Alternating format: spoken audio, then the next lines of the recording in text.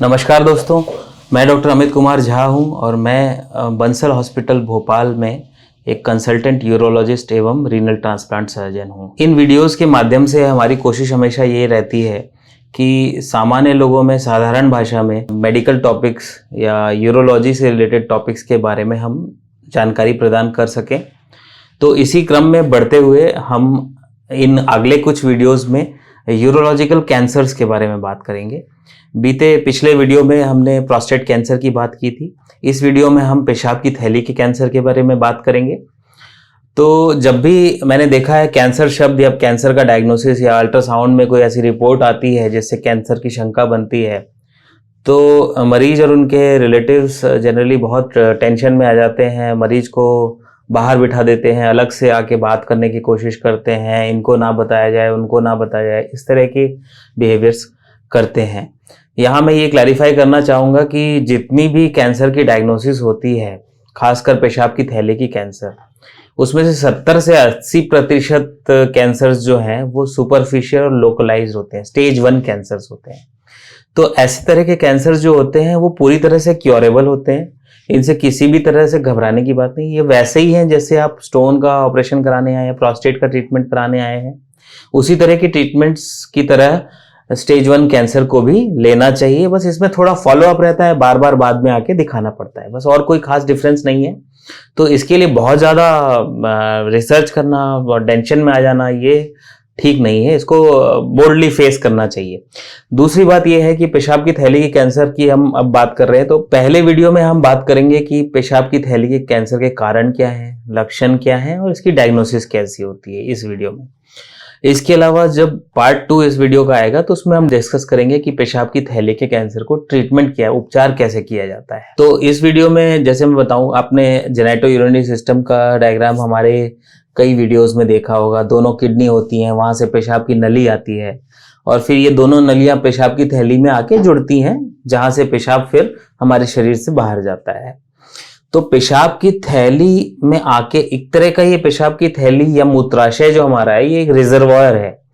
इसमें यूरिन बहुत देर तक जो है हमारे पेशाब की थैली के इनर लाइनिंग, जो म्यूकोजा जिसको बोलते हैं, उसके संपर्क में रहती है और पेशाब वैसे ही हमारे शरीर का सारा वेस्ट प्रोडक्ट कैरी करता है। तो ये सारे वेस्ट प्रोडक्ट जब पेशाब की थैली के संपर्क में ज्यादा देर तक रहते हैं तो उसमें बार बार संक्रमण होने के चांसेस, कैंसर बनने के चांसेस अधिक रहते हैं। तो ये कारण एक छोटा सा है कि मूत्राशय में क्या किस तरह होता है। पेशाब की थैली के कैंसर के हम कारणों की बात करें तो धूम्रपान सबसे इंपॉर्टेंट कारण है। धूम्रपान किसी भी फॉर्म में हो, टोबैको का इस्तेमाल अगर किसी भी फॉर्म में आप कर रहे हैं तो आपको पेशाब की थैली का कैंसर होने के चांसेस 2 से 3 गुना या उससे भी अधिक हो सकते हैं। दूसरी बात है, जितने लंबे समय से आप स्मोक कर रहे हैं और जितना ज्यादा अमाउंट में आप धूम्रपान कर रहे हैं, उतने ही ज्यादा आपको पेशाब की थैली के कैंसर होने के चांसेस होते हैं। दूसरा है ऑक्यूपेशनल एक्सपोजर, यानी कि कुछ लोग ऐसे व्यवसाय में अगर हैं जैसे कि paint industry, chemical industry, rubber industry, aluminium industry, जहां पे उनका संपर्क एरोमेटिक अमीन नाम के केमिकल से होता है, तो ऐसे लोगों में पाया गया है कि पेशाब की थैली का कैंसर होने के चांसेस ज्यादा होते हैं। इसके अलावा कुछ प्रकार के परजीवी इन्फेक्शन यानी पैरासिटिक इन्फेक्शन हमारे बॉडी में हो जाते हैं। उनमें से खास एक शिस्टोसोमियासिस नाम का इन्फेक्शन होता है, जिसमें कि लंबे समय तक ये चलता है तो पेशाब की थैली का कैंसर होने की संभावनाएं होती हैं। इस परजीवी की वजह से जो पेशाब की थैली का कैंसर होता है वो स्क्वामस सेल कैंसर होता है और इसका ऑपरेशन ही इलाज होता है। इसके अलावा अगर पेशाब में आपको बार बार संक्रमण हो रहा है तो भी पेशाब की थैली का कैंसर होने की चांसेस अधिक होते हैं। दूसरा, ये महिलाओं की अपेक्षा पुरुषों में ट्रेडिशनली ज्यादा ये कैंसर देखा गया है। ऐसा इसलिए क्योंकि महिलाओं की अपेक्षा जो है पुरुष ज्यादा धूम्रपान करते हैं और ऐसे व्यवसायों में भी होते हैं जहां उनका संपर्क केमिकल से आता है, तो इसीलिए पुरुषों में ये कैंसर ज्यादा पाया जाता है। हालांकि ये बदल रहा है तेजी से, जैसे जैसे महिलाएं भी व्यवसायों में आ रही हैं ज़्यादा से ज़्यादा, लगभग बराबर ही, और धूम्रपान भी कर रही हैं, तो उस हिसाब से उनमें भी अब कैंसर देखा जाने लगा है। इसके अलावा मैं बात करूं तो जो लोग स्पाइनल कॉर्ड इंजरी से ग्रसित हैं, जिनको कमर में किसी भी वजह से चोट लगी है और उनको लंबे समय से पेशाब की थैली में नली पड़ी हुई है, तो उनमें भी बार बार इन्फेक्शन, स्टोन्स वगैरह बनते हैं और उसके बाद ये पेशाब की थैली के कैंसर में भी कन्वर्ट हो जाते हैं। इसके अलावा कुछ जीन्स हैं हमारी बॉडी में, जेनेटिक रूप से, अगर मतलब आपके फैमिली में कोई हिस्ट्री रही है, पिताजी को, माताजी को या उनसे भी ऊपर के जनरेशन में अगर पेशाब की थैली का कैंसर की हिस्ट्री रही है, तो आपको लगभग 2 गुना ज़्यादा चांस है नॉर्मल पॉपुलेशन के कंपैरिजन में पेशाब की थैली का कैंसर होने की। तो ये लगभग ये कारण थे पेशाब की थैली के कैंसर। तो अब हम जानेंगे कि पेशाब की थैली का कैंसर हो गया तो हमें कैसे पता चले, लक्षण क्या है पेशाब की थैली के कैंसर के। जो सबसे मुख्य लक्षण की मैं बात करूं पेशाब की थैली के कैंसर की, तो वो पेशाब में खून आना है। दोस्तों, जो टोटल जितने लोगों को भी अगर पेशाब में 100 लोगों को मान लो पेशाब में खून आता है, तो उनमें से 20% लोगों को पेशाब की थैली का कैंसर होने की संभावना होती है। इसके अलावा जिनको पेशाब की थैली का कैंसर है ऑलरेडी, उनमें लगभग 85% लोगों को प्रत्यक्ष रूप से पेशाब में खून दिखता है, और जब टेस्ट कराते हैं तो लगभग 100% लोगों को पेशाब में खून या रेड ब्लड सेल्स दिखते हैं। तो ये एक बहुत इंपॉर्टेंट साइन है पेशाब की थैली में खून आना, इसको कभी भी इग्नोर नहीं करना चाहिए। तो अगर आपकी उम्र 50 या 55 साल से ऊपर है और आपके पेशाब में खून आ रहा है, तो बहुत ही ज़्यादा चांसेस हैं कि आपको पेशाब की थैली का कैंसर हो सकता है। जब पेशाब की थैली के कैंसर में पेशाब के रास्ते खून आता है, तो जनरली इसमें कोई दर्द नहीं होता, और इसमें पेशाब के रास्ते छोटे छोटे क्लॉट्स यानी खून के थक्के भी आ सकते हैं। तो ये एक बहुत ही इमरजेंसी सिचुएशन होती है, तत्काल आपको आपके यूरोलॉजिस्ट से संपर्क करना चाहिए। इसके अलावा कुछ मरीज जो शुरुआती स्टेज ऑफ पेशाब की थैली कैंसर के एकदम इनिशियल स्टेजेस में हैं, या जिनको कार्सिनोमा इन सीटू नाम की पेशाब की थैली का कैंसर है, उनमें बार बार पेशाब करने की इच्छा होना, पेशाब की बहुत तीव्र इच्छा होना, इस तरह की प्रॉब्लम्स, या पेशाब करते समय जलन होना थोड़ी, ये इस तरह की प्रॉब्लम्स कभी कभी होती हैं। तो ये एक मुख्य कारण हो गया पेशाब की थैली के कैंसर का। तो अब हम बात करेंगे कि पेशाब की थैली का कैंसर के डायग्नोसिस कैसे होती है, यानी इसको हमको पता कैसे चलता है कि मतलब इसकी क्या स्टेज है और क्या आगे ट्रीटमेंट करनी है। तो डायग्नोसिस यानी निदान पे हम आएंगे।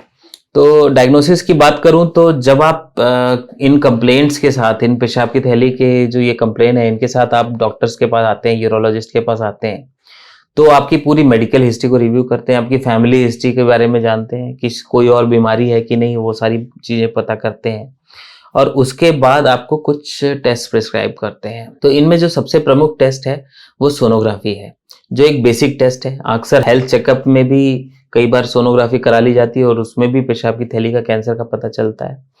तो ये सोनोग्राफी में जो है ये नॉन इन्वेजिव टेस्ट होता है। इसमें शरीर में किसी प्रकार का इंजेक्शन या कोई इन्वेजन नहीं किया जाता, इसमें कोई रेडिएशन एक्सपोजर नहीं होता, ये साउंड वेव्स के द्वारा हमारे पेट के अंगों की जांच होती है। तो इसमें पेशाब की थैली में गांठें, कितनी गांठें हैं, कहाँ कहाँ पे सिचुएटेड है, ये पता चल सकती है। किडनी में कोई सूजन है कि नहीं, पता चल सकती है। पेशाब की थैली के आसपास के अंगों के बारे में पता चल सकता है। पेशाब की थैली के अलावा पेट के अन्य अंग जैसे लीवर, स्प्लीन, अतड़ियाँ, इनमें कोई पेशाब की थैली के गांठ का फैलाव तो नहीं हुआ है, ये सारी बातें अल्ट्रासाउंड में आसानी से पता की जा सकती हैं। इसके अलावा एक यूरिन साइटोलॉजी नाम का टेस्ट होता है। साइटोलॉजी यानी कि पेशाब की थैली का कुछ सैंपल लिया और उसको माइक्रोस्कोप के नीचे परीक्षण करते हैं। तो उस परीक्षण में जो नॉर्मल पेशाब के थैली की कोशिकाएं हैं और जो पेशाब की थैली के कैंसर कोशिकाएं हैं, उनमें डिफरेंशिएट किया जा सकता है। पैथोलॉजिस्ट उसको एग्जामिन करते हैं और कैंसर सेल्स का पता लगाते हैं। हालांकि इस टेस्ट की सेंसिटिविटी बहुत अच्छी नहीं है, लेकिन सेंसिटिव मतलब कि अगर 100 लोगों को पेशाब की थैली का कैंसर है तो ये शायद 50 से 60 लोगों का ही पता लग पाए इससे। लेकिन अगर पॉजिटिव ये टेस्ट आता है तो इसकी स्पेसिफिसिटी बहुत अच्छी है, यानी कि पेशाब की साइटोलॉजी अगर पॉजिटिव आई है तो इसका मतलब आपके शरीर में मूत्र मार्ग में कहीं ना कहीं पेशाब की थैली या ऊपर पेशाब की नलियों में कहीं ना कहीं कैंसर जरूर है। तो ये थी यूरिन साइटोलॉजी के बारे में। इसके अलावा सीटी स्कैन एक बहुत प्रमुख टेस्ट है जिससे कि पेशाब की थैली के कैंसर की स्टेजिंग होती है। सीटी स्कैन में चेस्ट, एब्डोमेन, पेल्विस यानी छाती, पेट और पेट का निचला हिस्सा, इसकी स्कैनिंग यूजुअली की जाती है और इससे बड़ी सटीक एक्यूरेट स्टेजिंग जो है हमारे पेशाब की थैली के कैंसर की मिल जाती है। छोटे से छोटे जो पेशाब की थैली के कैंसर की गांठें होती हैं वो भी इसमें दिखाई दे जाती हैं। साथ ही इसका दूसरे अंगों में फैलाव, लिम्फ नोड की गांठें इन्वॉल्व है कि नहीं है, ये सारी बातें, किडनी में सूजन है कि नहीं, ये सारी बात, किडनी का फंक्शन कैसा है, ये सारी चीजें सीटी स्कैन में सामने आ जाती हैं। इसके अलावा जो एक और मुख्य टेस्ट है वो है सिस्टोस्कोपी। दोस्तों सिस्टोस्कोपी के बारे में अलग से हमने एक वीडियो में जानकारी दी है। मतलब ब्रीफ में ये बताना चाहूंगा कि सिस्टोस्कोपी यानी पेशाब की थैली का दूरबीन द्वारा परीक्षण। तो ऐसे परीक्षण में पेशाब की थैली को आंखों से अंदर से देखा जा सकता है और अगर कोई गांठें या कोई एबनॉर्मल एरियाज हमें मिलती हैं तो उसकी बायोप्सी भी ली जा सकती है। बायोप्सी यानी कोई छोटा सा टुकड़ा लिया जा सकता है जिसको कि हम बाद में जांच करते हैं और पता लगाते हैं कि ये कैंसर है या नहीं है। सिस्टोस्कोपी जब कैंसर के लिए की जाती है तो ये 3 प्रकार की उपलब्ध है। सबसे पहले जो व्हाइट लाइट सिस्टोस्कोपी जो हर जगह लगभग यूरोलॉजिस्ट के पास उपलब्ध रहती है। सफेद रोशनी जो हम देख रहे हैं कहीं भी किसी लाइट से, एलईडी लाइट से आती है, उसी को कॉन्सेंट्रेट करके उसमें सिस्टोस्कोपी की जाती है। दूसरी सिस्टोस्कोपी होती है ब्लू लाइट सिस्टोस्कोपी जिसमें हेक्सा अमीनो लेवुलिनेट नाम की दवा जो है हमें दी जाती है और फिर जब इसमें लाइट का प्रयोग किया जाता है तो कैंसर के जो सेल्स हैं या जो ट्यूमर है वो लाल रंग के दिखते हैं। तो क्योंकि ये अलग रंग के दिखते हैं तो व्हाइट लाइट के कंपैरिजन में ये ज्यादा आसानी से पकड़ में आते हैं और ज्यादा हम ट्यूमर्स को डिटेक्ट कर सकते हैं। इसके अलावा नैरो बैंड इमेजिंग एक बहुत नई तकनीक आई है जिसमें विशिष्ट नीले और हरे रंग के तरंग दैर्ध्य का प्रयोग करके जो है ये पेशाब की थैली के कैंसरों का पता लगाया जाता है। इसमें म्यूकोजा जो होती है, पेशाब की थैली की जो अंदरूनी परत होती है, उसको बहुत डिटेल में देखा जा सकता है। तो इसके फलस्वरूप पेशाब की थैली में अगर कोई कैंसर भी है तो उसको भी बड़ी आसानी से डिटेक्ट किया जा सकता है। व्हाइट लाइट सिस्टोस्कोपी की तुलना में नैरो बैंड इमेजिंग में लगभग 20 से 25% अधिक कैंसर्स को डिटेक्ट करने की क्षमता होती है। तो ये एक ओवरव्यू था पेशाब की थैली के कैंसर के कारणों, लक्षणों और डायग्नोसिस के बारे में। अगले वीडियो में हम बात करेंगे पेशाब की थैली के कैंसर के ट्रीटमेंट के बारे में। धन्यवाद।